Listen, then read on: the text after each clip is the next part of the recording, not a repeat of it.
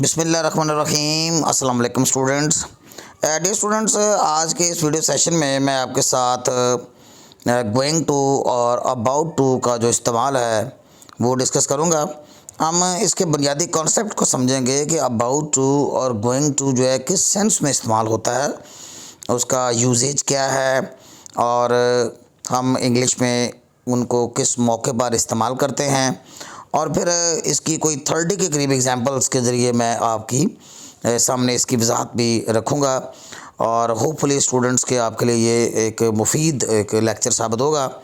Dear students, कबल इसके कि मैं आज के लेक्चर का आगाज़ करूँ, मैं चाहूँगा कि आप मोबाइल को रोटेशन के ऑप्शन पे लगाइए और इसे फुल जूम पे देखिएगा। अच्छा स्टूडेंट्स, अबाउट टू और गोइंग टू का जो यूजेज है ये फ्रीक्वेंटली यूज़ होता है मुख्तलिफ़ ओकेजन्स पर। मैं आपको वो बताता हूँ कि ये इनके लफ्ज़ी माने क्या हैं अबाउट टू के और गोइंग टू, और ये किस सेंस में इस्तेमाल होता है।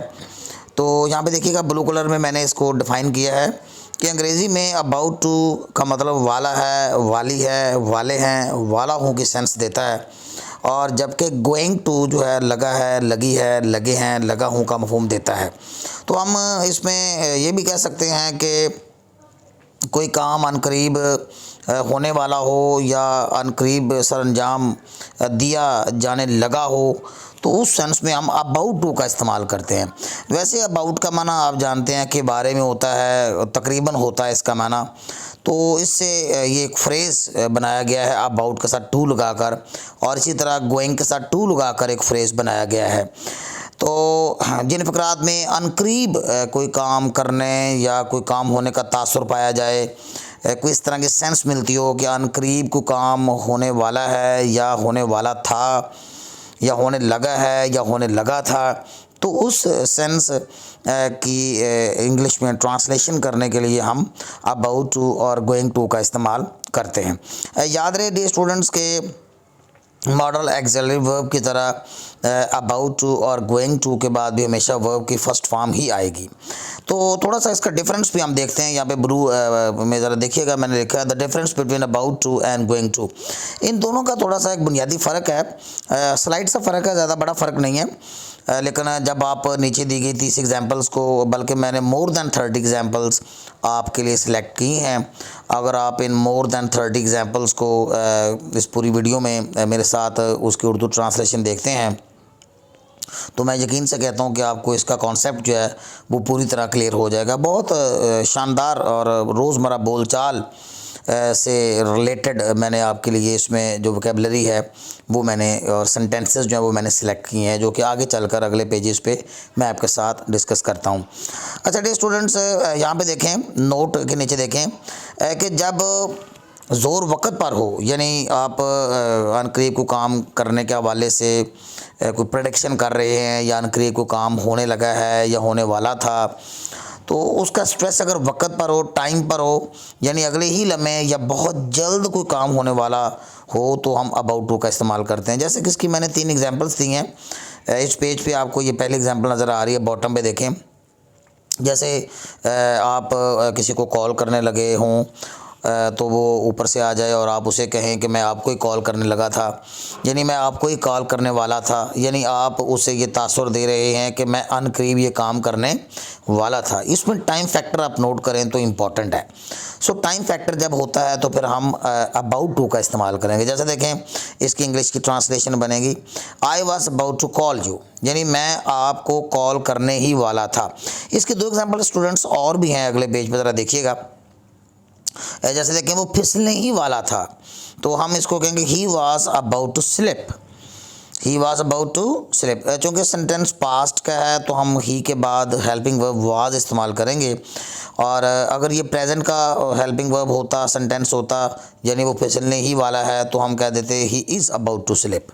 इस तरह तीसरी एग्जांपल देखें, मेरी कार दूसरी कार से टकराने वाली थी, यानी टकराने लगी थी या टकराने वाली थी, लेकिन टक्कर होते होते रह गई, बच गई, टक्कर नहीं हुई। तो इस सेंस में हम इसको यूँ कहेंगे कि my car was about to hit another car, यानी मेरी कार एक दूसरी कार से टकराने वाली थी। अच्छा स्टूडेंट्स, जैसे मैंने आपको बताया कि जब टाइम पे स्ट्रेस हो तो फिर हमने अबाउट टू इस्तेमाल करना है, लेकिन यहाँ पे ब्लैक कलर में ज़रा दिखेगा मैंने तहरीर लिखी है आपकी गोइंग टू के लिए।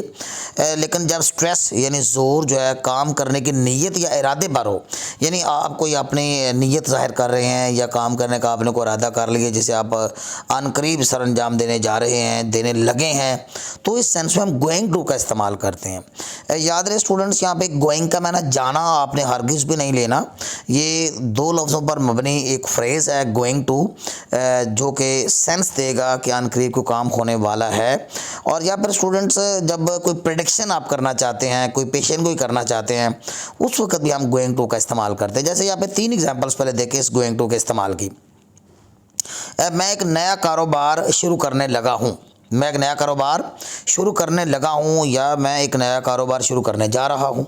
यानी इसमें टाइम फैक्टर इंपॉर्टेंट नहीं है, आप नोट करें तो इसमें काम ज़्यादा इंपॉर्टेंट है कि एक नया काम शुरू करने जा रहा हूँ। So I am going to start a new business. दूसरी एग्जांपल देखिएगा, वो दोनों शादी करने लगे हैं, यानी इसमें शादी करने का उनका एक इरादा बन गया है, उनकी नीयत हो गई है। सो दैट्स वाई हम ये जो उनकी इस हवाले से हम प्रेडिक्शन कर रहे हैं, हम इस हवाले से हम गोइंग टू का इस्तेमाल करेंगे। तो यहाँ पे देखें both of them are going to marry. इस तरह देखें आज हम एक अहम मौजू पर आज मैं एक अहम मौजू पर बहस करने लगा हूँ। I am going to discuss an important topic today. आपने अक्सर देखा होगा कि ये शुरुआती हिस्से में कोई भी लेक्चर डिलीवर करने से पहले या कोई टॉपिक डिस्कस करने से पहले हमारे मौजूद असातिज़ा कराम जो हैं इस तरह का सेंटेंस बोलते हुए आपको नज़र आते हैं। So I am going to discuss an important topic today. अच्छा डियर स्टूडेंट्स, ये तो बात हो गई कि गोइंग टू और अबाउट टू कहाँ इस्तेमाल होना है। नीचे दी गई जो थर्ड एग्जाम्पल्स हैं, these are very important to understand the concept of about to and going to. Hopefully कि आप इन थर्ड एग्जाम्पल्स को अभी ज़रूर मेरे साथ रीड आउट करेंगे, आप देखेंगे, इनको समझेंगे। और मैंने यहाँ पे एक बार फिर इसको डिफ़ाइन कर दिया है कि हमने अबाउट टू का इस्तेमाल कहाँ पे करना है। स्टूडेंट्स, ये जो पेज आपको नज़र आ रहा है इसमें मैंने एग्जांपल्स जो हैं वो दी हैं अबाउट टू की, और इन 17 के करीब ये एग्जांपल्स होंगी। और ये हमारे रोज़मर्रा बोलचाल से रिलेटेड हम जो डेली हमारी जो यूजेज में हम लैंग्वेज बोलते हैं उनके अंदर ये आम तौर पे सेंटेंसेस इस्तेमाल होने वाले हैं, तो उनको आप ज़रा देखिएगा। मैंने एक बार फिर यहाँ पे इसको उर्दू में डिफ़ाइन कर दिया है ताकि आपको मज़ीद इसकी अंडरस्टैंडिंग हो। मदरजल एग्जांपल्स में अनकरीब और बहुत जल्द कोई काम करने या होने का तासुर है और स्ट्रेस वक़्त पर है। आप लोग अभी नोट कीजिएगा इन एग्जांपल्स को। सो आइए देखते हैं। सेंटेंस नंबर 1 देखें। I am about to reach within 2 minutes. मैं 2 मिनट में बस पहुँचने ही वाला हूँ।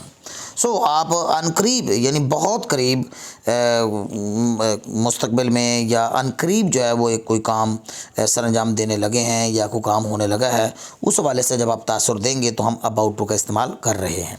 सो यहाँ पे देखिए I am about to reach within 2 minutes. मैं 2 मिनट में पहुँचने वाला हूँ।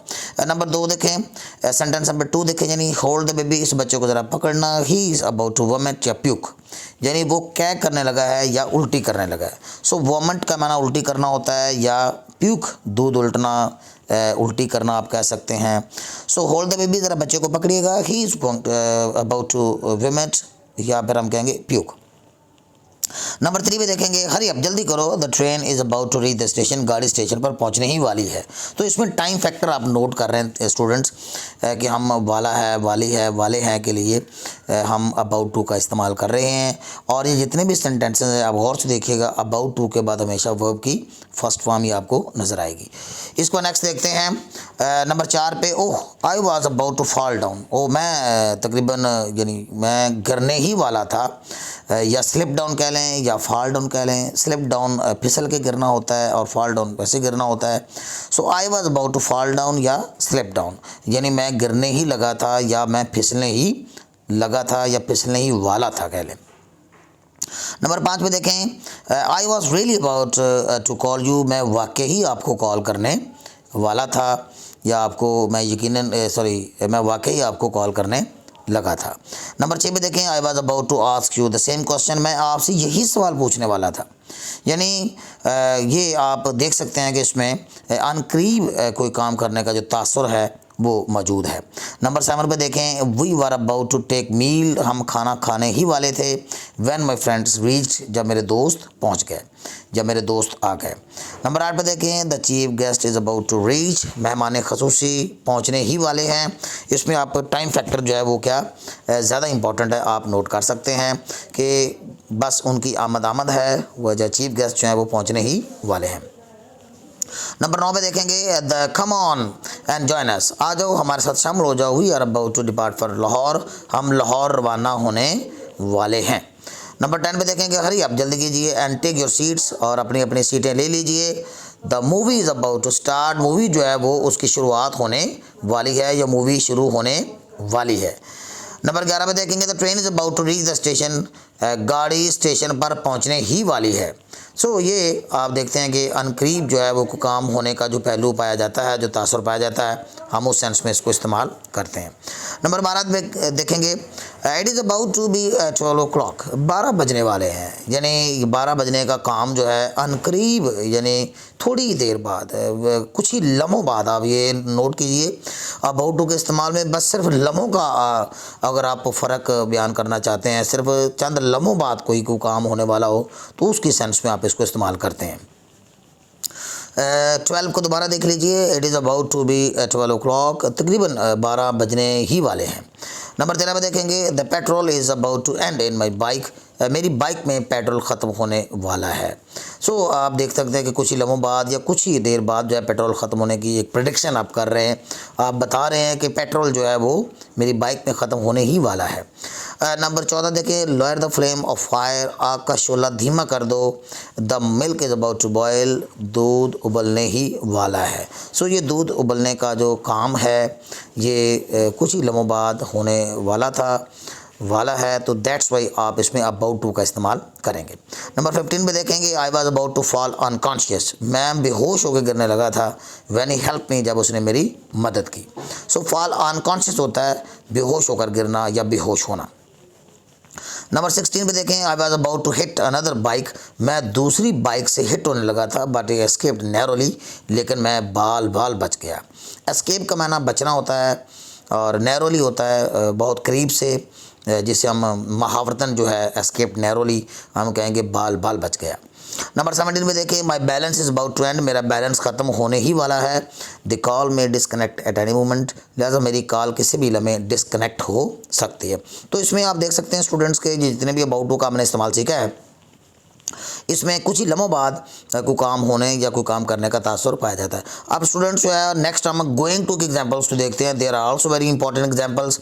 और यहाँ पे मैंने गोइंग टू के हवाले से बताया है कि जिन फ़िक्रात में पेशेन गोई यानी प्रेडिक्शन का तासुर हो या स्ट्रेस काम के इरादे और नीयत पर ज़्यादा हो, तो हम गोइंग टू लगाया जाता है।